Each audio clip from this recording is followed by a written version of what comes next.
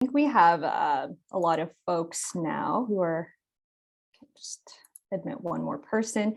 So we have a lot of people now who've come in, and we've let everyone in from the waiting room. So welcome everybody to Community Legal Services information session on child support. Before we begin, I just want to acknowledge that Western University is located on the traditional lands of the Anishinaabe, Haudenosaunee, Lenape, and Attawandaron peoples on lands connected with the London Township and Sombra Treaties of 1796 and the Dish with One Spoon Covenant Wampum.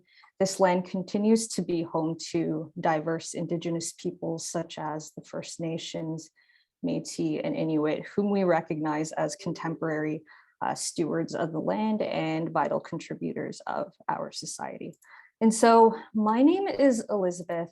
I am a caseworker at Community Legal Services.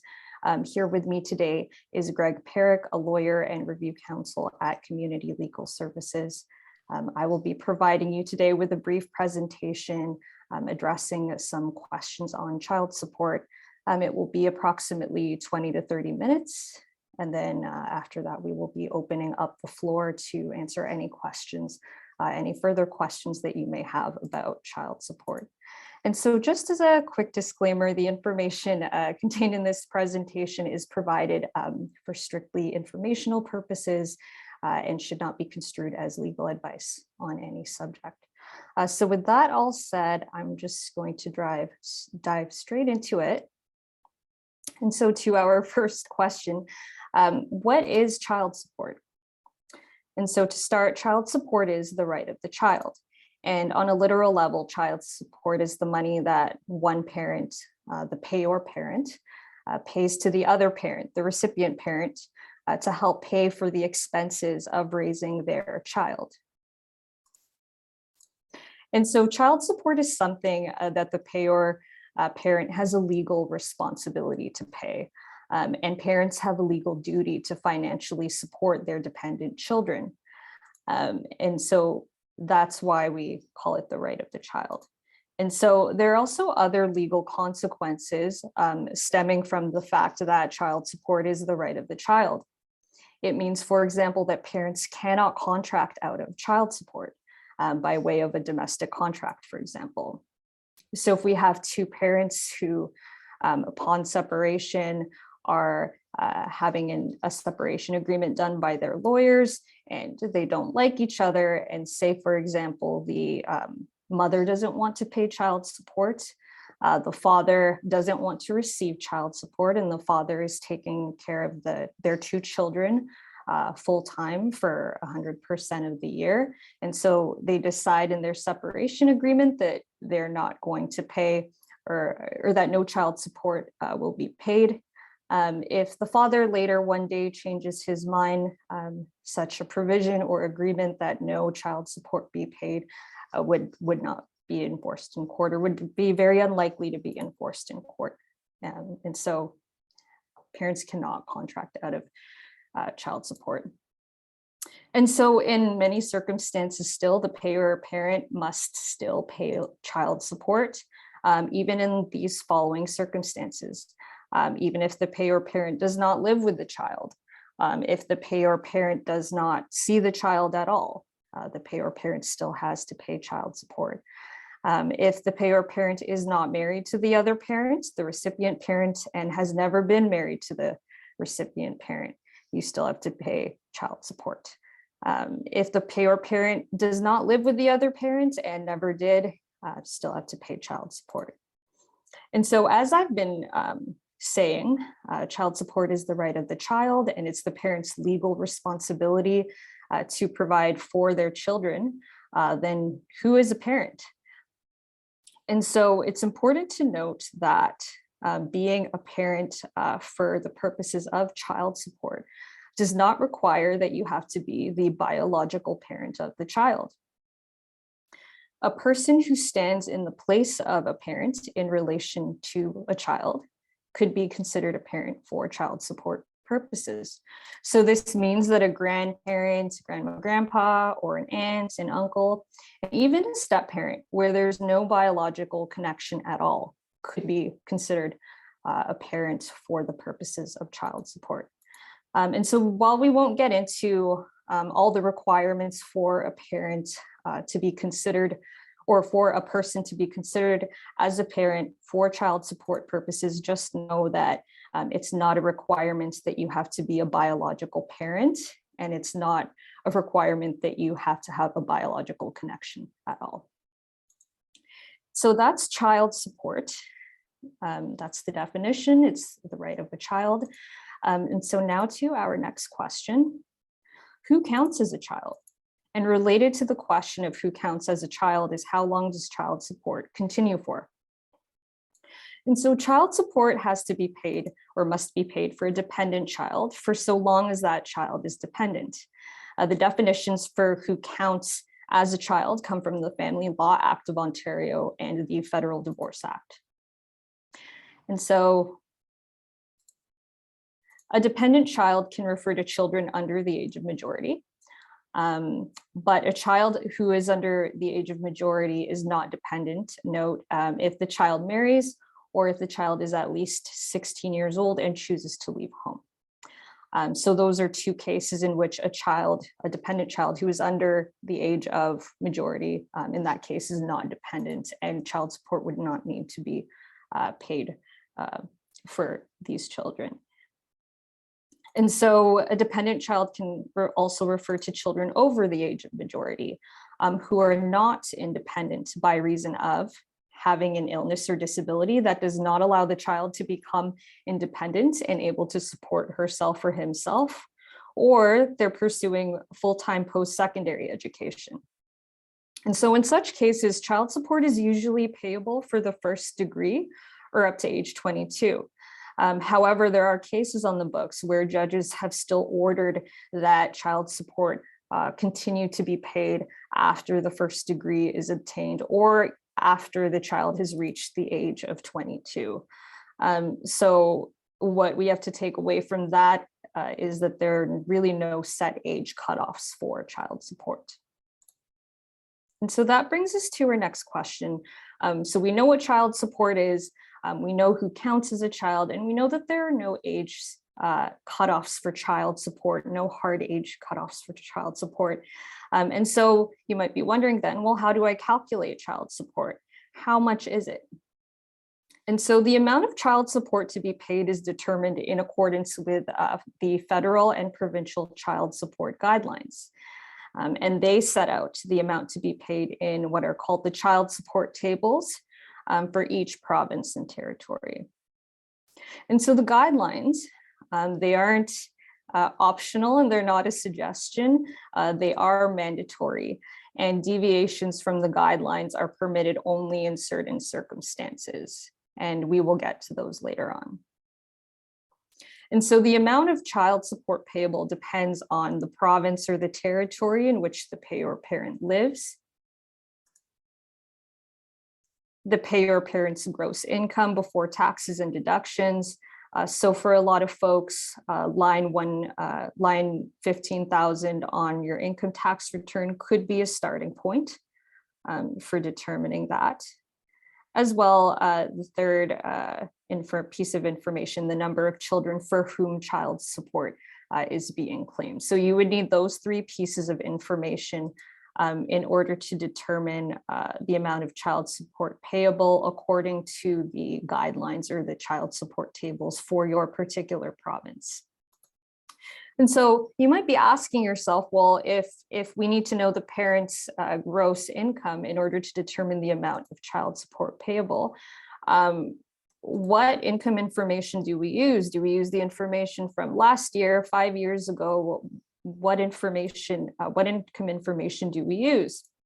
And so according to the Supreme Court of Canada in DBS and SRG, the Supreme Court stated that parents have to pay child support based on their most current income information.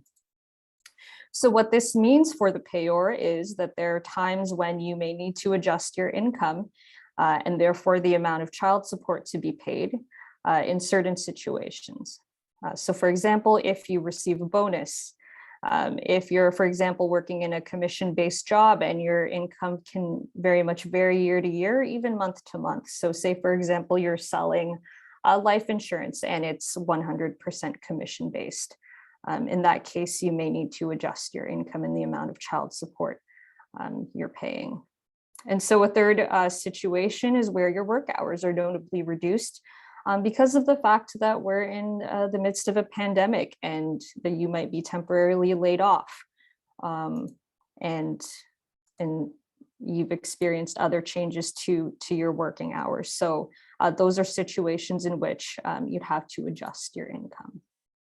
And so before we proceed to a demonstration for calculating child support, I do want to note that there are some situations in which judges may, in which courts may impute income. And so, for example, there may be situations where the payor is underemployed, or they decided to quit their job entirely to avoid paying child support. After all, child support, the amount payable, depends on income. Or they're working cash jobs and not reporting their income so that their financial information isn't reflective of how much they're actually making. Or in this third situation we have on the slide, the payor may be pursuing a career self-employment that does not maximize their earning potential, or at least meet the minimum wage annual salary of about $29,000 per year. And so in these cases, what a judge will do is impute income. That is, a judge would increase the amount of income in order to calculate an appropriate child support amount. So just know that in these cases where sometimes the financial information on paper might not be reflective of reality, judges can impute income. They do have that tool available to them where a case goes to court. And so that's what those are the things we need to know when it comes to calculating child support based on the child support table. So now I'll just proceed to a quick demonstration that I think will be helpful for a lot of folks. So as you can see on the left here, this is an excerpt of the child support table for Ontario, and the amounts that you can see in the right two columns are monthly amounts. And so it's fairly simple to use. If we, for example, go with the payor's income on the far left, if we look at that column, and as I noted earlier, these amounts are, as I noted earlier, the payor's annual income, when we use that to calculate child support, we're going by gross income. So that's before taxes and deductions. And so the amounts in this column, that's the pre-tax and pre-deduction income. So let's go with $20,000. That's the payor's income. Pretty simple to use. You have two children for whom child support is being claimed.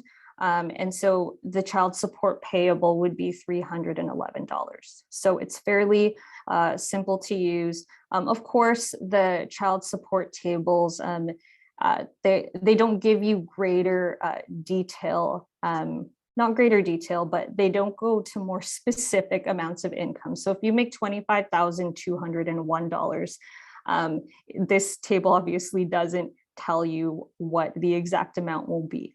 So in that case, but you can infer that the amount, if we're talking about $25,000, it would be somewhere in between 311 and 459. But if you wanted a more specific monthly amount, we can use an online child support calculator. So I'm just going to quickly do that now. And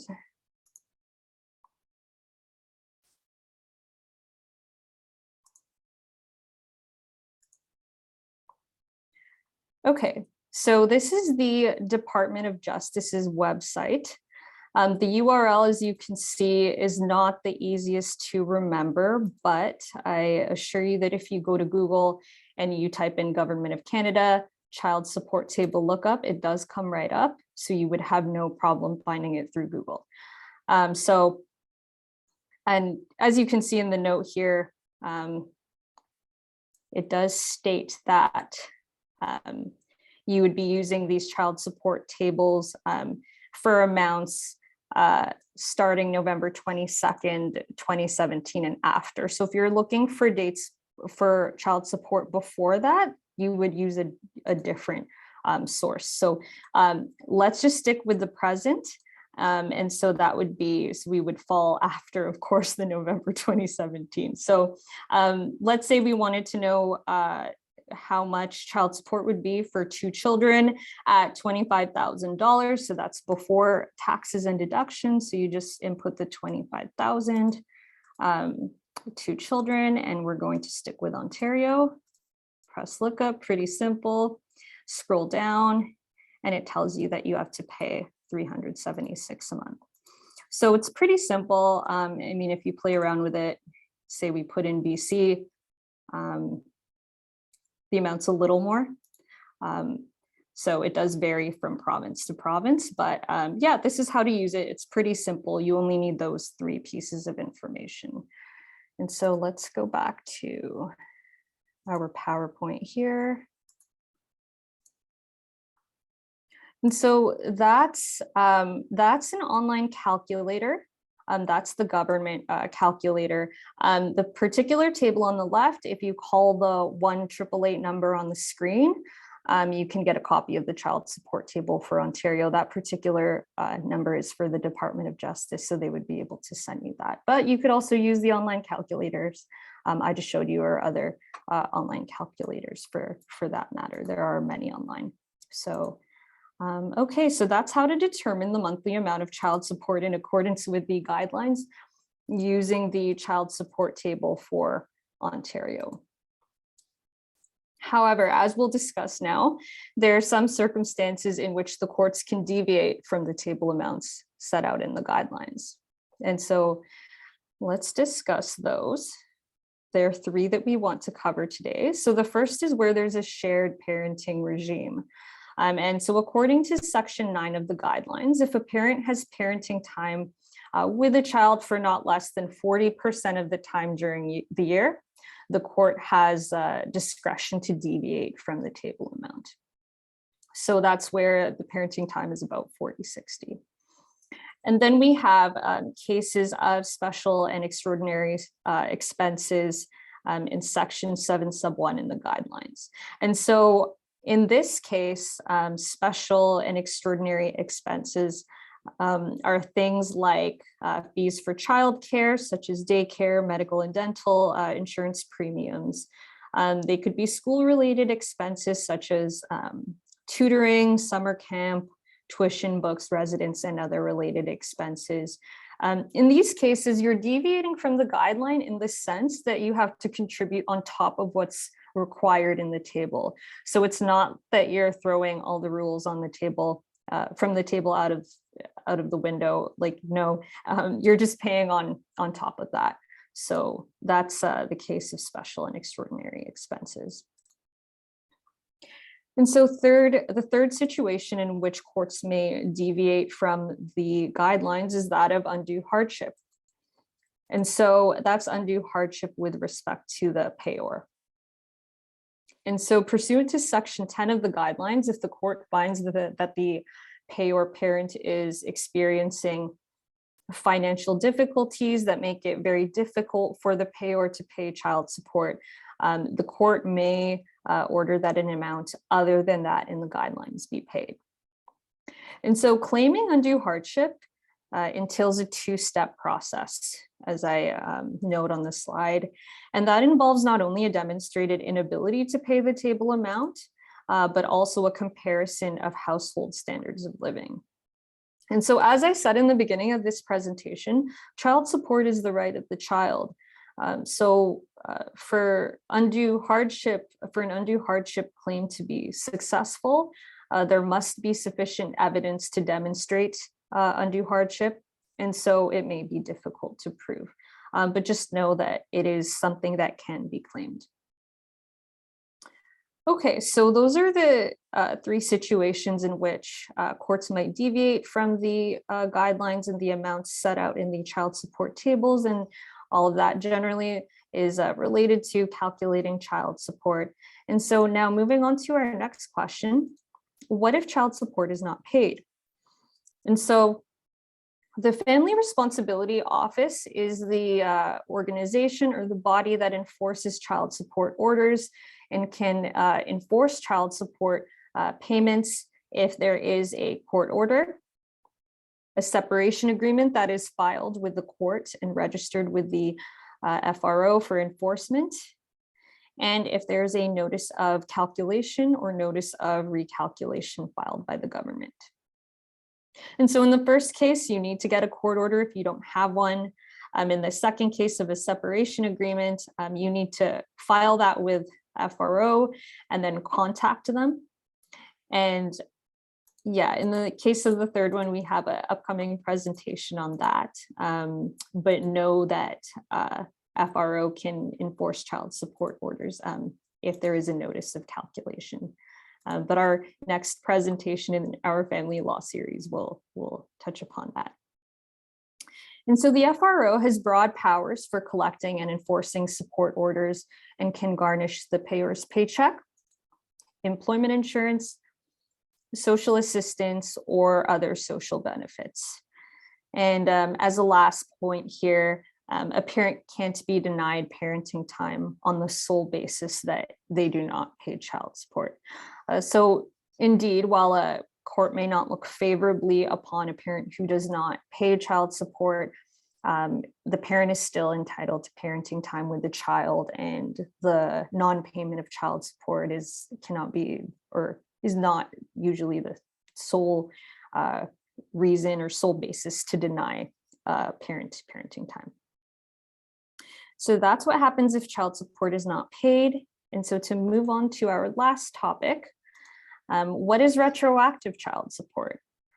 And so retroactive child support can be ordered where a party has never paid child support, or a party has paid child support, but has paid them less than the amount required under the guidelines. And so there are several factors that the courts use as set out by the Supreme Court in the case I previously mentioned, DBS and SRG, when considering whether to grant retroactive child support. And so just briefly, these four factors are whether the applicant for child support has a reasonable explanation for why child support was not sought earlier. So for example, was the recipient parent justifiably fearful that the payer parent would react vindictively to the application of child support? Or was the recipient parent given inadequate legal advice? Another factor is the conduct of the payer parent. Did the payer parent try to hide an increase in income in order to avoid paying larger child support payments? And the third factor, the past and present circumstances of the child. Did the child undergo hardship in the past due to the lower level of child support paid by the payer, or the non-payment of child support? And the last factor, the hardship occasioned by the retroactive award. And this is from the perspective of the payer. Would the payment of support cause undue hardship to the payer or their other children, or the payer's other family members?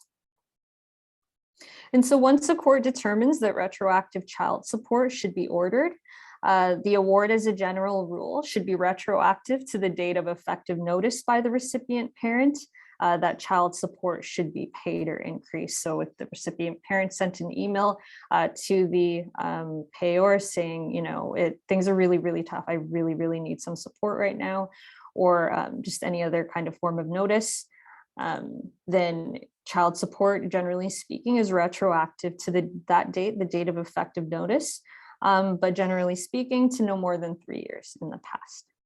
And so that is retroactive child support. And so that concludes our presentation on child support. We talked about what child support is, who a child is, how to calculate child support. We talked about what happens when child support isn't paid, and we talked about retroactive child support. We hope that you received the information that you were looking for. And so I see that we have a lot of folks here, and so I would just like to open up the floor to questions if you have any further questions to the ones that we had discussed. So I'm going to stop sharing my screen. Okay. Thanks for that, Elizabeth. That was a very good and informative presentation. So we appreciate that. I do see we have a question here in the chat. So in the case of shared parenting regime, if a parent has less than 40% parenting amount, does that mean they will be paying less child support? So with respect to that one, the paying parent, if they are less than 40%, they have to pay the table amount. That's a pretty hard and fast rule, unless, as Elizabeth spoke to, if there's an undue hardship claim. An undue hardship claim is quite difficult to make, but it can be made, but it does also involve the, as Liz pointed out, the comparison of daily household or the household income and household standards of living. So if the payor parent, for example, still makes more money than the recipient parent, the undue hardship claim falls flat on its face for that fact alone. I'm just reviewing the question to make sure that I address the issue. Yeah, but exactly. If they have the child less than 40%, that means they're going to have to pay the full amount of child support. The idea behind that being that they're not incurring as many expenses because they don't have the child or children in their care that often, and the other party does. So they require some child support to assist in that. Hopefully I answered that directly. Any other questions?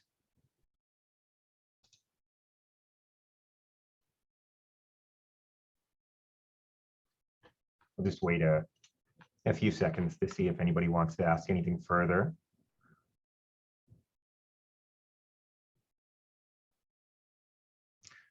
Oh, I see that Holly had her hand up. Go ahead, Holly. Hi. So I was just wondering, in the case where the payor parent's income does change, if their income is lowered, I would assume that the payor parent would initiate some sort of recalculation because then they would be paying less. But in the case that their income does increase, is like the child support system just relying on that parent to like be forthcoming with that information? Or there are a lot of situations where someone is like withholding that information, and how would the recipient parent ever find out that the other payor parent has had an income increase and there would be a need for recalculation? Right. Yeah. Great question. Yeah. The payor still has a positive obligation to, in my view, identify that their income is increased. Otherwise, they're putting themselves in a heck of a spot, because on down the road a retroactive claim could be made, and if there's some kind of evidence that they were being evasive or being evasive by just omitting to say, they could have a hefty retroactive award made against them. Nowadays, when a child support order is made, there are 3 mandatory clauses that go in there. One of them being that there is a positive obligation for the payor to, on an annual basis, provide full income tax information, notices of assessment and tax returns. So that way, if they don't do that, they were put on sufficient notice by the order alone that they should have been updating it. And unfortunately, that part of the order, even if there's a mutual obligation for the parties to provide their annual income, often I see clients and parties not complying with that. they don't update their income, because they're probably content with how the order is going. But unfortunately, in these cases, often things will fall apart. The parties won't be amicable anymore, and somebody may be staring down a retroactive claim. It's just by virtue of both parties not doing anything. Now, of course, you could argue that, well, the other party had an obligation as well, but that would, yeah, I think the takeaway is you're putting yourself in a very precarious spot if you don't annually disclose your income. I mean, short-term pain for a long-term gain, right? You just don't want to put yourself in that situation. Did that answer that? Yeah, thanks for answering that. Oh, perfect. Thank you. Any other questions? Well, what I would say is that the presentation today was brief and concise for a reason, where we want to give the public some general basic information on who has the right of child support, what are the obligations, regardless of whether you may be the biological parent or not, some general information to really key the public into common issues that we see in practice all the time in family law. These are questions that we field on a daily basis in family law, and I think it's great that we're doing these presentations to let the public know about the at least basics, because then they can be armed with that knowledge should they want to talk to a lawyer to get more in-depth information. The nature of these presentations will be that they're more general information, simply because of resources and time. We couldn't spend all day getting into the weeds, so to speak, with respect to various issues. But I think Liz did a great job in addressing the more common issues that we see.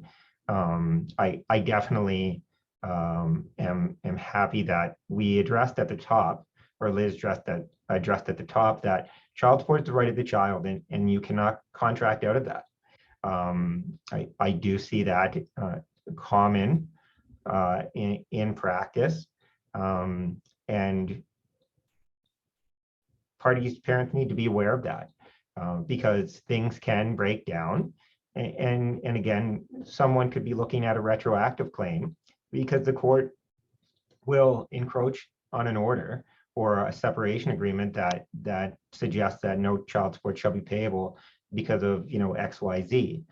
The common arrangement we have seen is perhaps one or the parties will agree that one parent will get the entirety of the child tax benefit, and then the potential payor parent won't have to pay because the other parent has the full child tax benefit. The pitfall of that is the court nor parties, they can't bind CRA, the Canada Revenue Agency. So if for some reason the Canada Revenue Agency finds out that two parties who share care, for example, equally, have arranged so that only one party is getting the child tax benefit, CRA has the ability to stop that and apportion the child tax benefit in accordance with the actual parenting regime.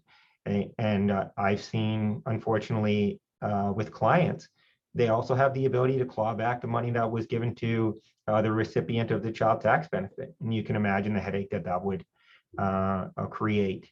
So I think it's very important to have this presentation and at least relay the basic fundamentals of child support, because it can cause a headache when there's presumptions that, oh, we don't have to pay child support because we have other plans, or, we don't have to pay child support because we've arranged for the child tax benefit to be, paid to one parent. also, a positive obligation to update your income, because again, I see it happen in court. The nightmare that can unfold from, a 5-year retroactive child support claim and trying to untangle all of those elements. So I think this is important information, and that allows people to, again, be armed with knowledge for when they maybe get independent legal advice more in depth from a lawyer, a private lawyer or a legal aid lawyer if they get a legal aid certificate. Any questions off of that?